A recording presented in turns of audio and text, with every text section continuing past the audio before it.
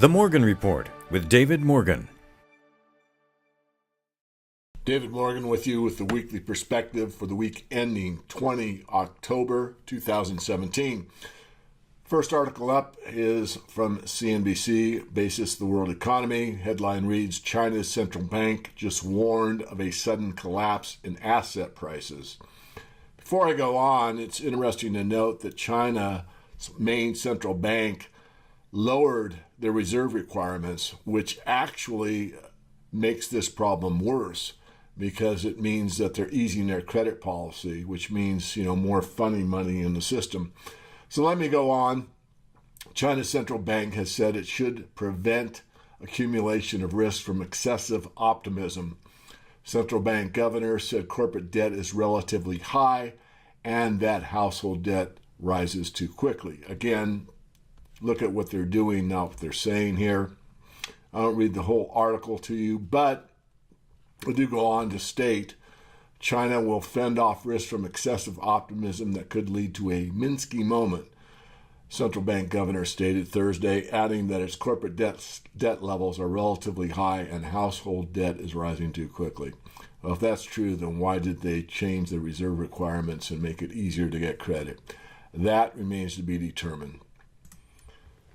And moving on to the next item, this is from Reuters. Dow ends above 23,000 for the first time. IBM jumps. Don't have to tell any of you that follow the weekly perspective that I give that the stock market is out of range of anything logical, but that's the way markets work. And of course, a new high. Not unsurprising, really, although I have to back up and state that I have indicated, as others, that the worst months usually for a stock market pullback are September, October. Obviously, we are like 2/3 of the way through October and making new highs. How long will this continue? Nobody really knows.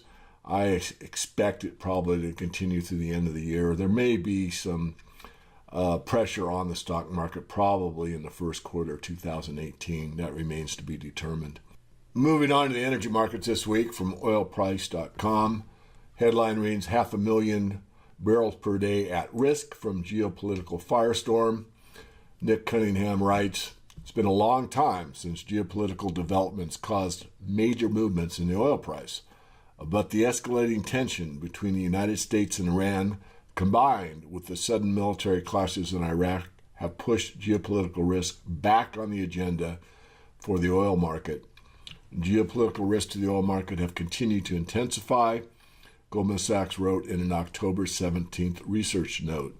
In addition to Iraq and Iran, the decline in Venezuela's oil production appears to be accelerating, while the resurgence in output from Libya and Nigeria continues to be fragile.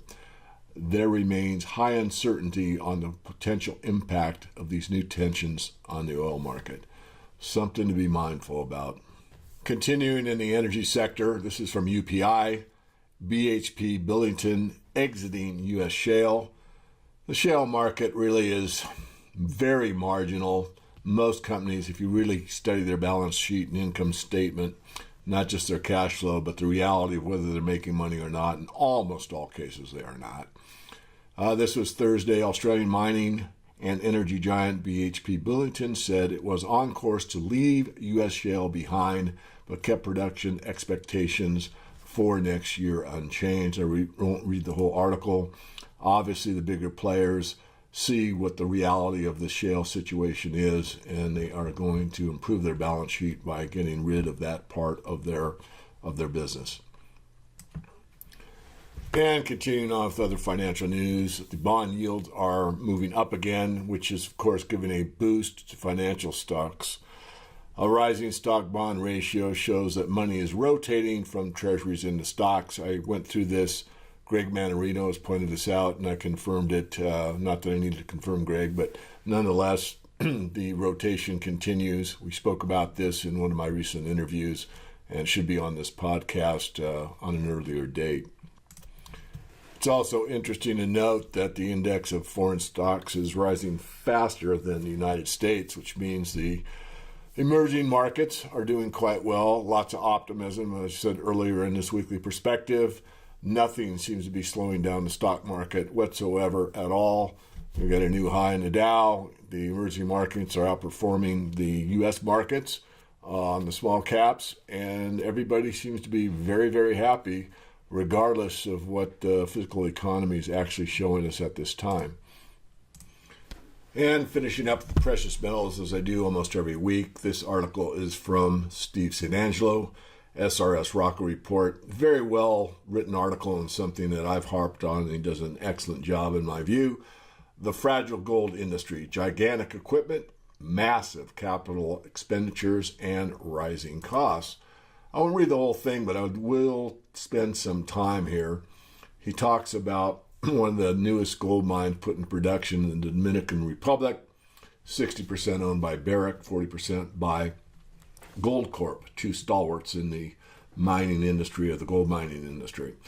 A whopping $3.7 billion to build it. If you read the article carefully, they're giving you a cash cost of like $564 an ounce, which does not take into account the capital costs, which are $3.7 billion.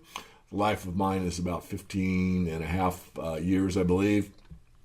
So you factor in everything, all what we call all-in sustaining costs in the Morgan report, the reality of what it really costs, you're looking at over $900 an ounce. He's doing this basically on the back of the envelope, but I'll take his numbers. I think the point is what I'm trying to make is it's far higher than the cash costs, and many people think cash cost means all-in sustaining costs, and it does not. He goes on to talk about the equipment, the amount of water used, the amount of natural resources that are required to keep this thing going, and shows you some pictures of, some of the equipment that are used. And then he talks about how the oil price affects the mining sector. Of course, the oil price affects everything because almost everything on the planet requires energy in some way, shape, or form. Nonetheless, he talks and compares the capital expenditure of the 8 gold mining companies and the cost of goods, or basically the cost per ounce. And he shows you that in 2000, it was roughly $200 per ounce, and now we're looking at about $1,000. Right now, in a lot of gold situations, we're very close to the all-in sustaining costs at the price of gold right now, which is roughly $1,280 or so. So there isn't a lot of margin in a lot of these companies when you look at the all-in sustaining costs. And so he finishes up by saying, lastly, gold mining industry needs vast amounts of minerals, parts, energy, as well as a very complex supply chain to produce the precious metal. If one part of the supply chain breaks down, then it becomes extremely difficult or impossible to produce gold. While there are many fragile aspects of modern high-tech gold industry, I believe energy is the most critical. And I will leave it there. And I'll wrap up with this. This is something that is of value to everybody, but particularly the membership of the Morgan Report. Our involvement in the e-waste industry was basically accidental. Our speculative pick was spun off to create value specifically in the e-waste sector, which means electronic waste, smartphones, and other components primarily from computers that have high value. It was felt that shareholders would experience increased value through this transaction by being part of a new company that could attract new shareholder base, having the ability to better raise capital and allow the company to focus on the e-waste industry. The spin-out was focused on the e-waste industry, but the parent company was to continue its focus within the traditional mining sector. However, once the parent company began contributing initial technical support to the spin-off, its pursuit within this market, the significance of the X-Mill fine grinding technology became apparent by significantly enhancing the economics of the process. So let me pause there and just tell anybody that's a member of the Morgan Report, that's the reason we're holding both the spin-out and the parent company in the portfolio. Once the benefits of the X-Mill were validated, a strategic global partner felt it necessary for the inclusion of the X-Mill altogether with our original engineering and fabrication expertise. In other words, the parent company has some expertise that this global partner, who is significant, Fortune 500 and a conglomerate wants to participate in. This led to the formation of a joint venture between the parent company and the spinoff for an ongoing e-waste opportunity. So I'll leave it at that for on the mining sector. As far as where I'm going over the next few months, let me just bring that up and verbalize it. So next week, early, I'll be leaving for New Orleans, and I'll be at the 43rd Annual New Orleans Gold Conference. I will be a keynote. You can check the website, neworleansconference.com, for all the speakers that will be there.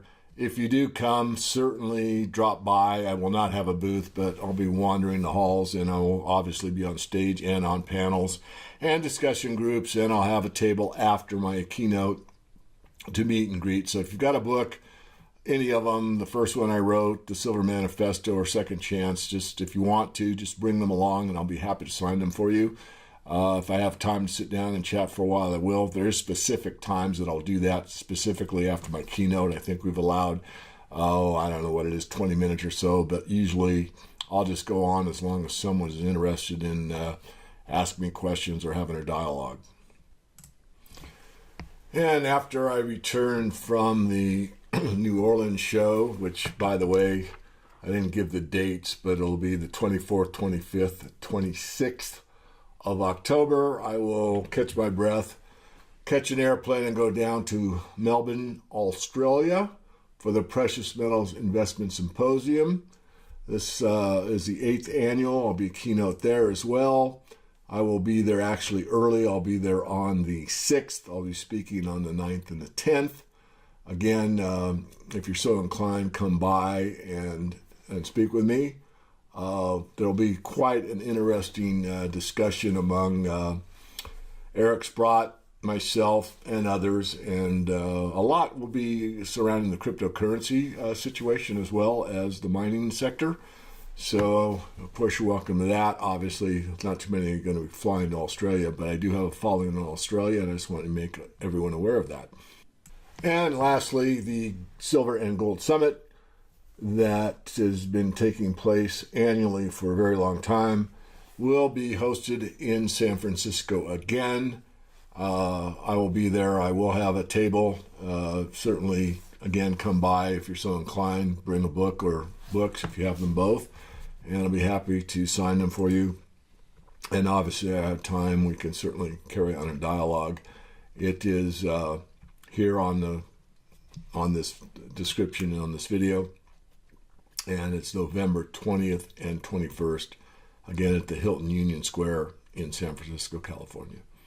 And finally, a bit of an advertisement. This is something that we have done a few times in the past.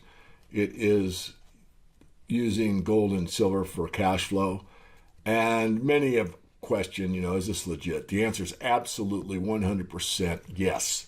This is something that the bankers do constantly, using delta hedging or getting the spread or eating the contango. There's lots of ways to frame it. Basically, they just make a small percentage, like 1% every month to 2%, which is, between 12 and 24% a year, just by what they do in the futures market. You can do the same thing. In fact, I built a small ad that talked about Beat the Bankers, and it goes through this. This is a free webinar, and it's for all serious investors. And I suggest, whether you are interested in using derivatives or not, that you at least attend it so that you can get a better feel for what's really going on in the derivatives markets and how you can basically play their game against them and profit. Who isn't it for? It's not for someone that's a stacker only, believes in absolutely nothing but physical metal, and there are those out there. Don't waste your time.